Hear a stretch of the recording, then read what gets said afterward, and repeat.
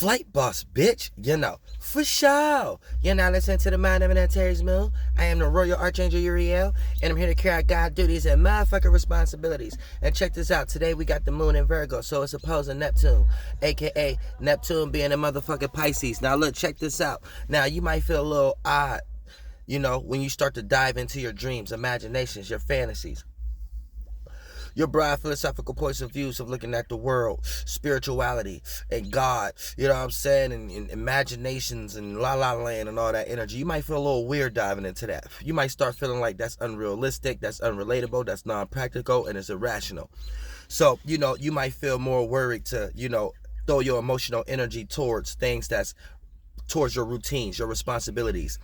And if you got a sun, moon, or ascendant in Sagittarius, Gemini, or motherfucking Pisces, then you might be a little debilitated on your way of trying to gain emotional stability when it comes to your responsibilities, the things you have on your schedules, your routines and patterns.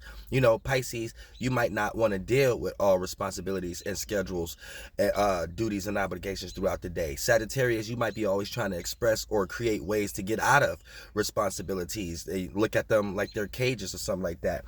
And Gemini, you might be trying to communicate and add other ways to go about something that might not even be the direct way you need to actually go about it. So you end up being a jack of all trades, aka finding shortcuts around something and still don't reach the goal unless you would have went straight through it, whether it was a situation or obstacle.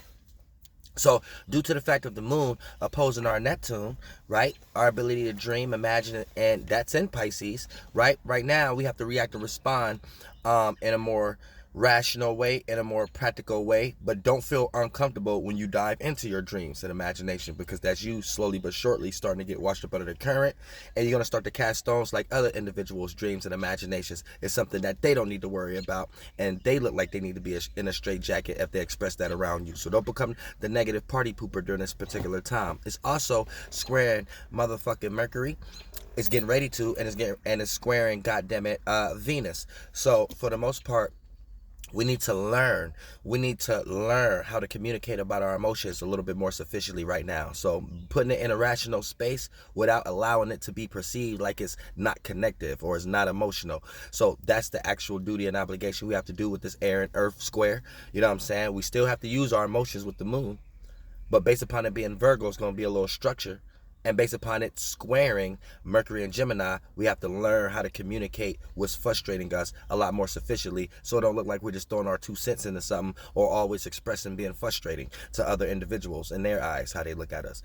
And with Venus, it's squaring Venus, so we're going to have to learn how to start being worried about how we emotionally connect to our love, appreciation, value, relatability, and compromising energy. You know what I'm saying? Our love language. So we have to learn how to be more rational with our desires. Learn how to think more sufficiently and practical in a mutable way.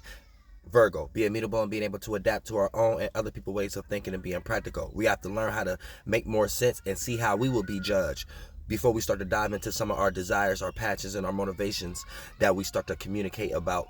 Our love, appreciation, value, and relatability that we start to want to communicate about and things of that nature due to the fact of it being a Gemini. And you might be communicating about a desire and thinking that it's the right thing to do. And emotionally, from with Virgo being there in the moon, it might not be rational, it might not be practical, you know what I'm saying? And it might not actually make sense. So you have to keep that in mind during this particular time. Also, flight boss, bitch. Hee hee.